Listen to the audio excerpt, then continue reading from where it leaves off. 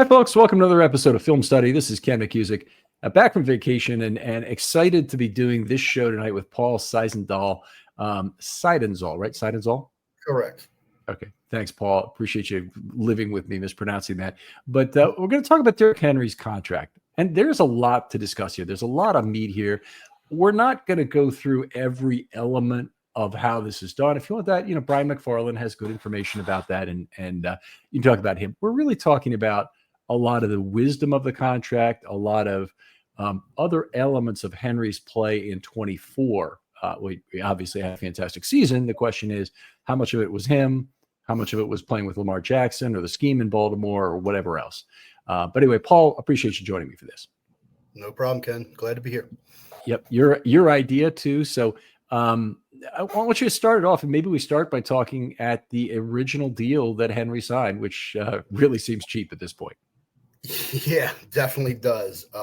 2 years, $16 million with $9 million guaranteed, and of course with the extra $5 million in incentives over the 2 years, which he hit 4 out of the 5 last year to add $2 million.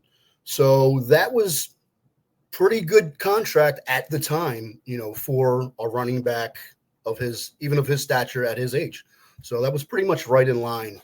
I think at the time I might have thought it might be a little rich, but not much. It was pretty much right where I thought it should be.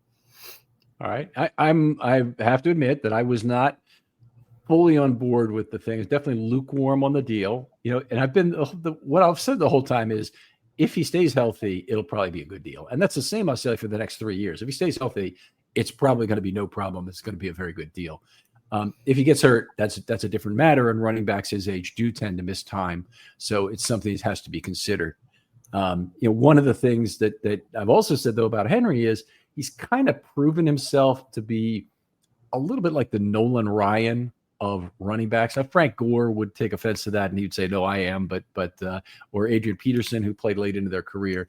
But the conditioning freaks who can manage to stay healthy often have training regimens like Henry has. There aren't very many total people who can do it, and there aren't very many total people who can maintain enough speed that they're still a valuable back at that age. Yeah, I think a lot of it comes down to his size, because typically the running back is taking the punishment.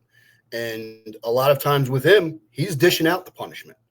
So he's a lot bigger than a lot of the guys that are hitting him, unlike, the majority of other backs who aren't. And that stuff adds up over time and accumulates. But with him, he's just so big.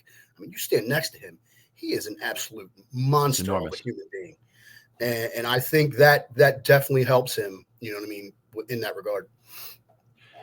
All right, so we don't know what was in the background of the castle. One of the things Eric DeCosta said this offseason is he has a lot of balls in the air. You and I did a show before, actually, I think it might have been a series of shows where we looked at the contracts that could be put in place for the younger players, specifically the guys who went through year 3 in 2024, plus OA, the possibility of other players like a Hamilton, who did go through year 3, but also has an option to go with that, that they could have been signed early. And obviously that's going to be one of the things we're going to need to get back to at the end of this. But it seems like there might have been something else we didn't hear about the Derrick Henry contract situation, possibly something where he was telling the Ravens, "Hey, look, I'm not playing under this contract a second year." One of the things I was thinking about when I was going over this in my head was there could be something we don't know, behind the scenes that was going on, exactly what you were thinking, because on the surface, I didn't understand it, to be quite frankly. To be quite frank with you, I just really didn't. And the only thing I could think of was, is there something we don't know? And that could very well be the case. Well, good for the Ravens and good for Henry for not airing their grievance publicly and instead just acting like adults, going to the table and discussing it there. I think that's not always the case. And we look around the rest of the league, I don't think that's always been the case. I didn't even feel like the Lamar Jackson contract negotiations a couple of years ago, as weird as they were, and agentless is not good, generally speaking, were acrimonious in the way that we've seen Trey Hendrickson's situation right now, or George Pickens' situation. And you could even talk about the Rashad Bateman situation. We don't know what was going on with that either, but the Ravens somehow gave him permission to shop himself around the league. Correct. And again, that's just stuff we wish we could know, but sometimes a lot of stuff comes out, but a lot of stuff doesn't come out. So what the impetus was for a lot of these deals getting done, because I definitely didn't have on my bingo card Rashad Bateman and Derrick Henry getting new deals before anyone else. Yeah. So that was really weird, but hey, it is what it is. Yeah. And we're there. So let's look at this new deal a little bit. 2 years, $30 million. There's a question about the guaranteed money because some of the money is guaranteed in years in void years.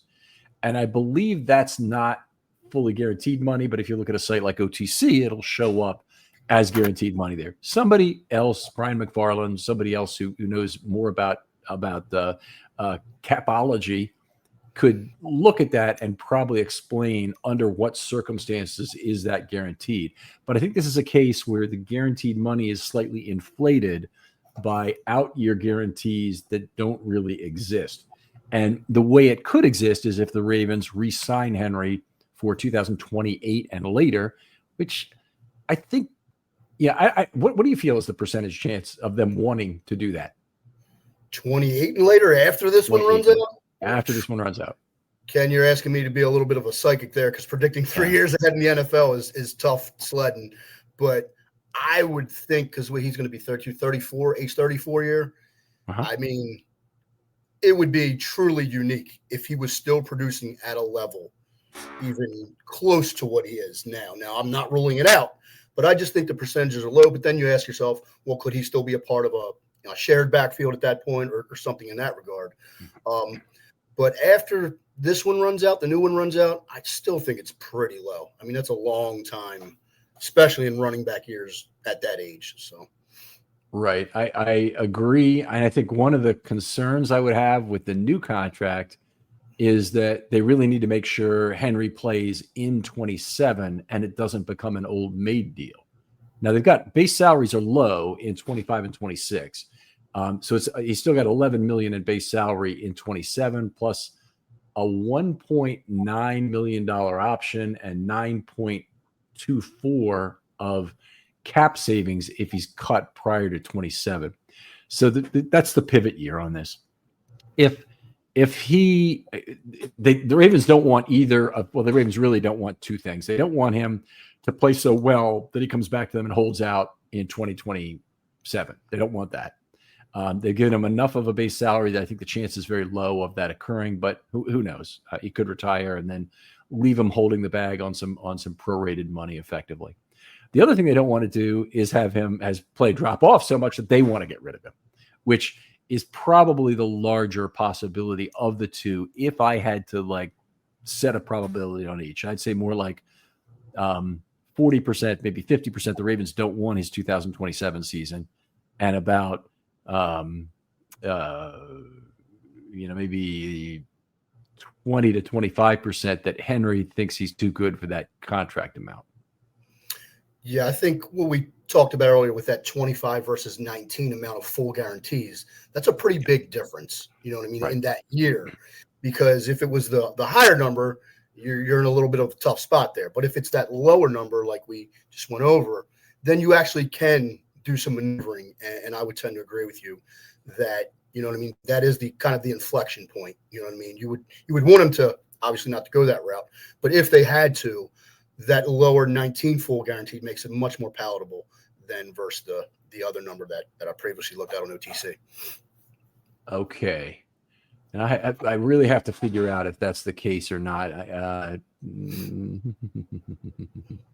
not 100% sure. Anyway, why don't we move back there? Because I think some of the a couple of things are true about this. The Ravens have picked up some additional void money in their contract structure. Not too terribly much relative to what you could have at other positions like quarterback, but it's going to change the Ravens' position in the rankings of void money to have this Henry money out there likely. And they have other contracts they need to consider, and I would have to bet a lot of those are going to have significant void money amounts. Yes, and what struck me as odd when I was looking at this is the 2026 cap number being so low, because essentially you traded a little bit in 25 and more in 26 for that 10 million in void money in 2028. If you're just looking at it on a kind of a 30,000 foot view, I mean, his cap number in 2026 is only 5.59 million. Typically, that goes ascending for the most part, starting out the first year. So I just thought that was a little odd, but I'm sure they have a reason, with their accounting or whatever, why they did that. Yeah, they're looking at all their contracts and they're going to say how much money do we have in a year A, year B, and year C. I will say this, two things about this. One is the Ravens did not fail to make the Super Bowl because they didn't have the best roster. They've had the best roster each of the last 2 seasons. They've had one of the best rosters in the last 40 years for each of the last 2 seasons. And they just trip over themselves in the playoffs both years. There's not a player who's going to go that you can go out and get that will fix that. Is the issue. And Derrick Henry, is one of the closest you can come in terms of a difference maker. The Lamar Henry mesh point being what it is in terms of an offensive weapon. Derrick Henry's one of the close players that you could pick up that would have that. But we look at all these things: pass rusher, cornerback, whatever it is. I mean, the Ravens, they don't need those things. They don't need their wants. For sure, but they do not need those things in order to win the Super Bowl this year. They can do it with their current roster. In fact, they have much more of a problem, in my mind. I think that you agree with this too, based on our previous shows, that the 26 and 27 teams, they may lose some significant components and not have a lot of those key components to having immediately one of the best rosters in the NFL. Yeah, and looking back, obviously they tried to trade for Henry midseason before they signed him.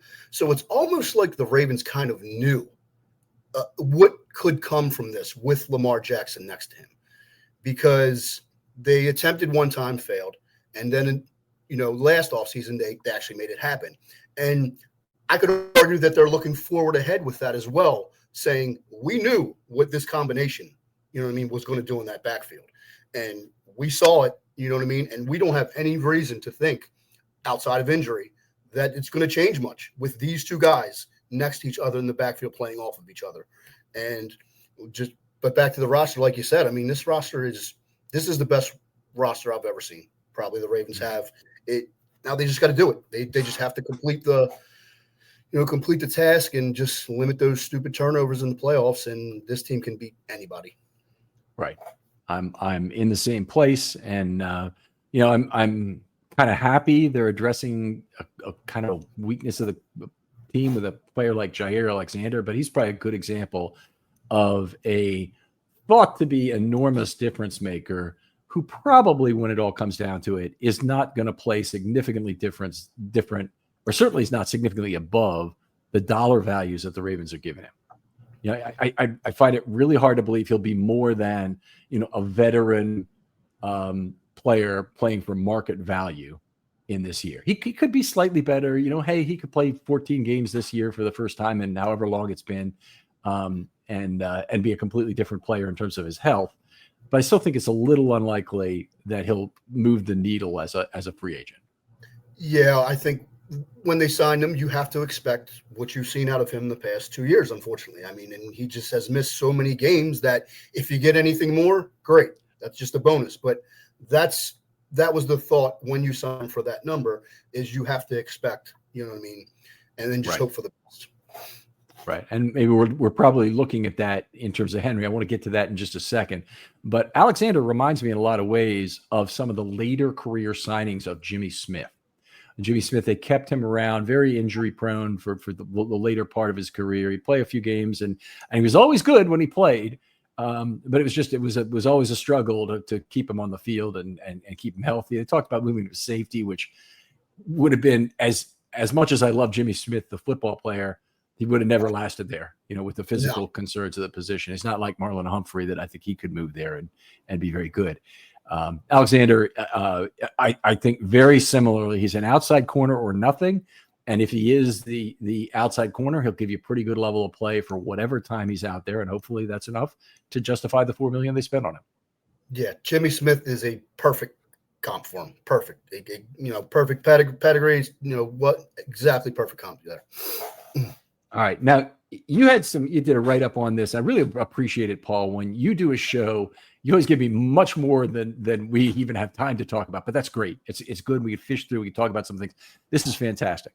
So you had it out in 4 categories, and I'll just let you introduce it. And I basically agree with all of your percentages. So to talk through it. Great. So I broke it down into 4 kind of categories, trying to project what you would see production-wise from Henry in those 4 different scenarios. First one would be, what are the odds 25 only, for 25 only now. Right, for 2025 only, just for the 2025 season. Number 1, what are the chances he has more production than he had in 2025? Number 2, what are the chances he basically replicates 2024 statistically? Number 3, what are the chances he has a reasonably good year, but not quite the same production as he had last year? And then the 4th one was, what are the chances he has a significantly worse year, presumably maybe due to a small injury or something that knocks his production down a little bit. Or a large injury. or a large injury, correct. All right. And so you had, for those, let's just each say our percentages on that. The chance that he has a better year than 2024, you have it what? 5-10% max. Like, I don't. Okay. That'd be tough to pull off. I'm going to say 0 to the near 10%. Certainly, it might be 0 to the near 1%. Honestly, and the reason I'd say is that he had the best single year of the 21st century in terms of what he did last year by measures like DVOA, and I don't think it's rational to think that he would have a better year than last year. I don't think there's any reason for it. I don't think his expectation for health would be lower. His expectation for drop off in play would be make it worse. Lamar could get hurt. That would change everything, of course. The Ravens offensive line could have a down year. They didn't have a great year this last year, but they could have a really down year if they took a step back. It's just, there could be a lot of things that can go wrong. And you have to come back to the fact that he's a 31-year-old running back this year. Correct. You went a little deeper in the thought process than I did, but yeah, like I said, I thought I was being a little generous in some of these, especially with the higher end numbers. So yeah, you're probably right. It's probably 5% at the top, if anything. Okay, now replicates the 2024 year statistically, and what I'd say is, for this, from my mind, 1,700 plus yards. I'll put it there. 12 plus touchdowns. That, to me, he's not going to replicate everything. I really don't think he will, but 1,700 plus yards and 12 touchdowns. What percentage do you have on that? I've got that at about 20%. Okay. And I think that's right on the money. Maybe I'd say residually there might be a little bit, 25, to give him a little bit of the percentage you had in the basically matching the year again or exceeding it. So I'm basically in the same place as you. And then the third, he has a reasonably good year. Okay. So what's the bottom end of reasonably good for you? I'll tell you what I'm thinking on that. I think 1,500, say at the low end. Reasonably good compared to the 19 plus he had last year. Is that where you're at? I would go lower than that. I'd say if you got 1,200, missed up to 4 games, it doesn't have to miss 4 games. You get 1,200 in a full season. His yards per carry drop off to 5.0 instead of 5.9. That would be a year that's nearly as good. I think his success rate would still be in the low to mid 50s if he did that, which would be exactly what the Ravens need out of him. We'll get back to this in a second, but the Ravens, this new contract really pays him for 26 and 27 more than it pays him for 25. In theory, the Ravens already had this year in the books. Yeah. And then how about I'm just going to say, if he went down to 1,200, You ever have one of those days where everything's off? Well, Mood can help with that. And let me tell you about Mood. It's the online cannabis brand that is changing the way we handle everything, from stress to sleepless nights, with functional gummies that are 100% federally legal cannabis. Mood launched to make cannabis affordable, accessible, and transparent, while at the same time supporting American farmers growing premium hemp on small pesticide-free farms. Their gummies are next level. Seriously, I've tried a few, and each one feels totally different. The Sleepy Time gummies, out like a light. immediately asleep. The Epic Euphoria, it's perfect when you just need a reset to feel good again. What makes them unique? Mood combines THC with herbs and adaptogens, so you get real targeted effects. You're not going to find this in your typical dispensary. And here's the best part. Mood ships discreetly to most states, offers a 100-day satisfaction guarantee, and right now you get 20% off your first order with the promo code RAVEN. Just head to mood.com, find your perfect gummy, and use the code RAVENS at checkout to save 20%. I'd be concerned because I just think this offense, the diversity, the offense last year is pretty much running it back. That's a pretty steep drop off. And like you said, it would probably deal with injury in there as well, because I don't see him playing 17 games and doing that. So yeah, but anyway, going to the fourth one. Yeah. So the fourth category is he has a significantly worse year, and a lot of reasons this could happen. And we just cited some of them before we started talking about this, but significantly worse year. What percentage would you give me? And cap that performance there for me. I got 30% down, and a significantly worse year. Like I said, I think 1,200 is kind of in that range, maybe the low end 900 to 1,000. If I had to put a low end number on it, but I would kind of qualify 1,200 as a significantly worse year coming off of 19 and 16 touchdowns. Okay, so the cap on the significantly worse year is 1,200 yards. You're saying, okay? Yeah, say 9 to 1,200, something in that range. Okay, and I mean, you know, it's a non-zero possibility that Henry ends up rushing for 250 yards this year. That's just the nature of football, is that you could get hurt and you don't know when it's going to happen. It's a non-zero possibility that Lamar Jackson's going to get hurt. We don't want to think about it, but that possibility exists there. One of the problems in loading up your roster in any particular year is that you end up getting burnt if you have a lot of injuries, and it's through no fault of your own other than you went for an all-in strategy and then you got burnt by injuries, which is kind of the fault of your own. Yeah, I actually put that in my notes later about Lamar, because that could have a significant effect as well if Lamar went down. You know what I mean? I know your data backs it up, how valuable Lamar is to the running backs. So that was factoring in my mind as well. Not just if Henry gets hurt, but what if Lamar gets hurt for a few games or is not playing for a few games? Then what happens? You know what I mean? When teams can really focus just on him and not have to worry about the dual threat. Yep. I mean, Jackson has done it with plenty of other running backs. Henry's never done it with another quarterback. So that's the thing. I mean, Henry did have a great year a few years ago. We had a 56% success rate, but the 58.8 is the third highest ever for a running back. And there was a carry minimum that I had in there that's a 250 carries, or might even been 230 carries. So no one's ever done it. I mean, Gus Edwards is the all-time leader in that category, which that should right there tell you Lamar Jackson's having a huge impact on the running game. So anyway, it was a big step forward for him. And I think that obviously if Lamar were to go down, I think everything changes in terms of how effective the offense is. Mm-hmm. Big breaking news there that the Ravens will be less effective. Right. Yeah, Lamar Jackson is not. The domino effect would be large. Right, see, here's what I want to talk next about. You have a number of other contracts in here, and some of them wise, some of them not, for some older players. And you know, there's second contracts for running backs, so there's some question of the wisdom of any of them, of course. But the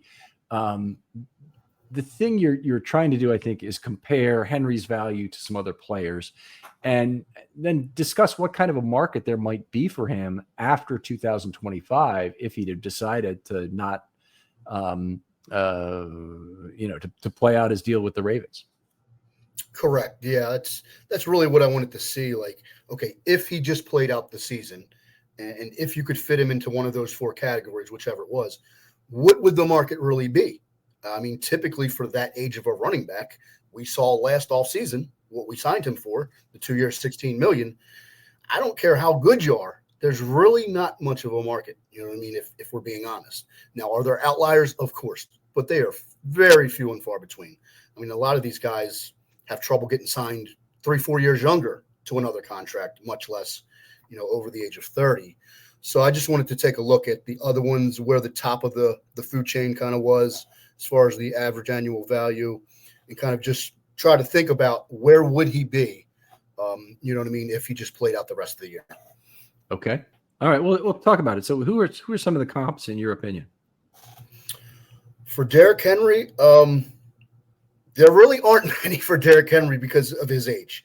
I mean, a lot of people want to do Saquon Barkley, but Saquon's 3 years younger. And that is a huge 3 years when it comes to a running back. Yep.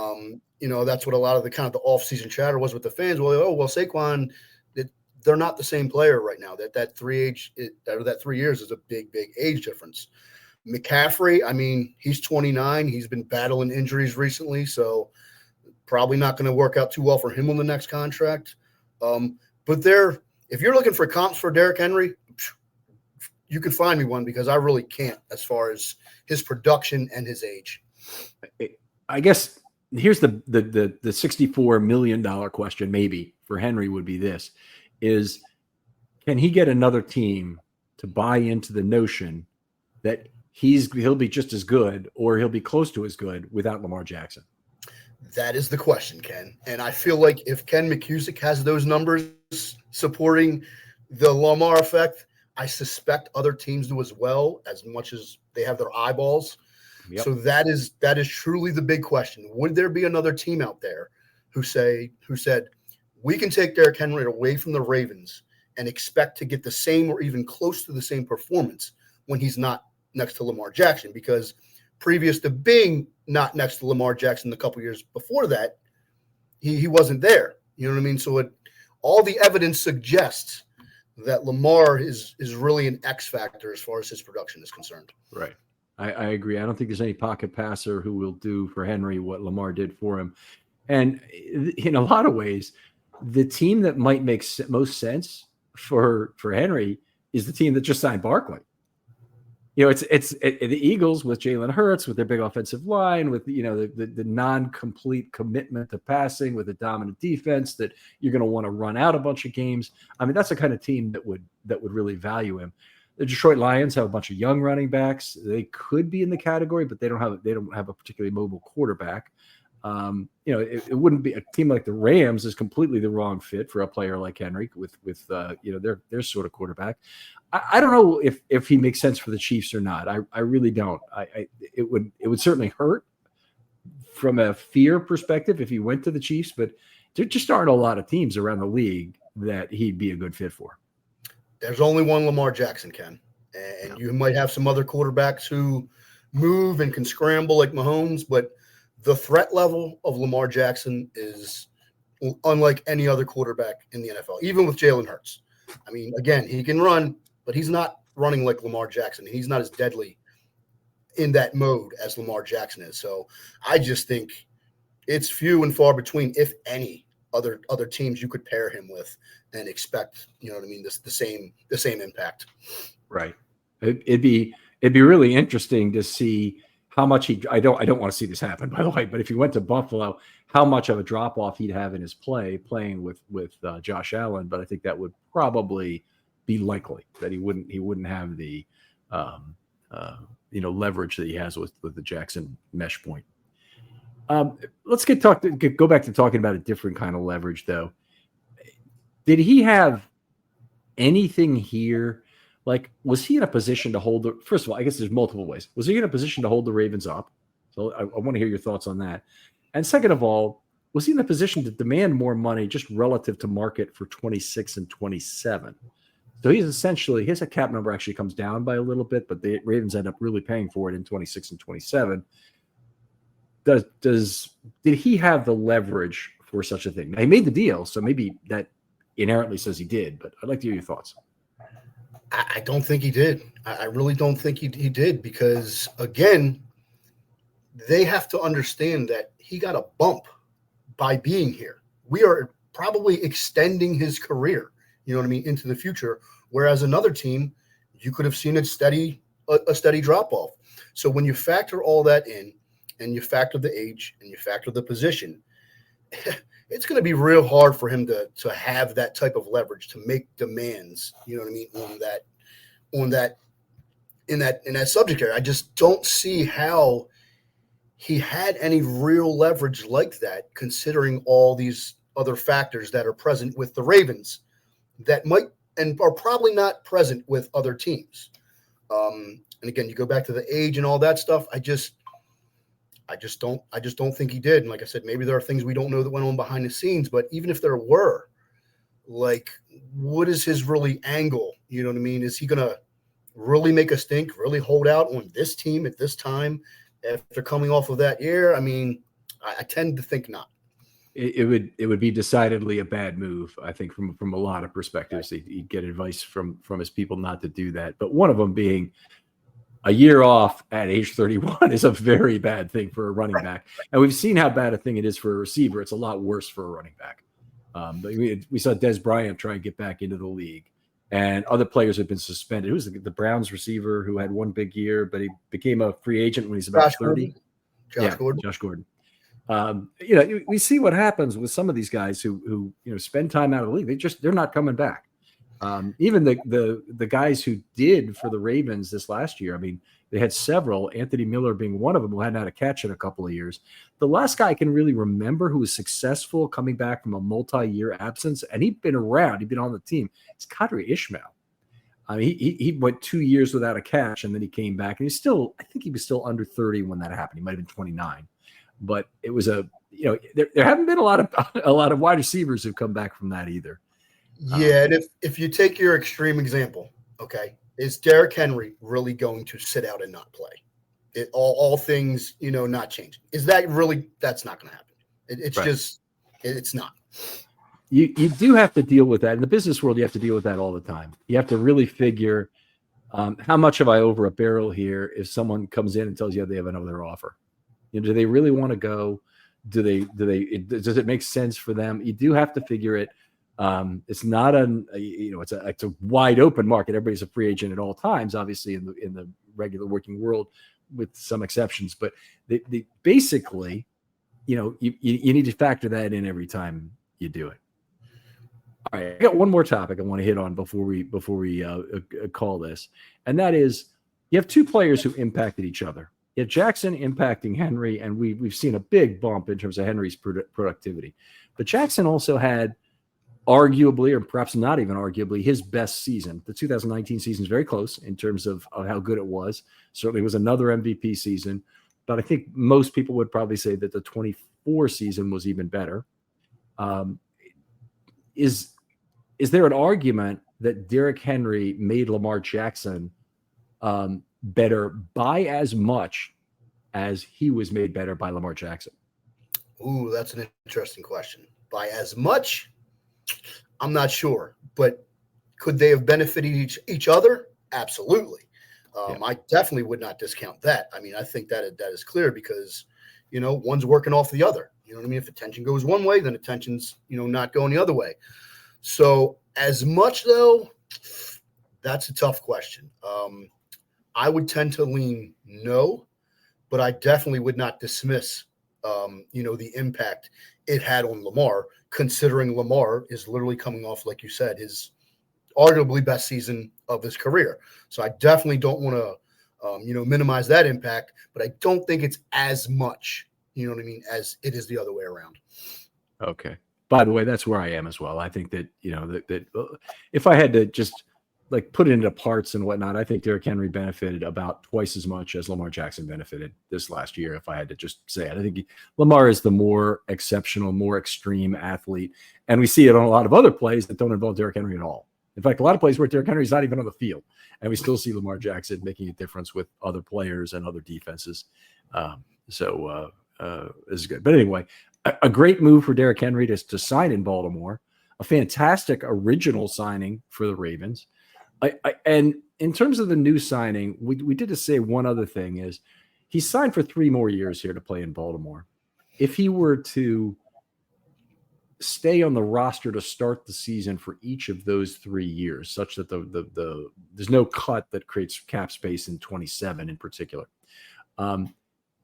What is your expectation for the number of quality years they'll get from Derrick Henry over those 3?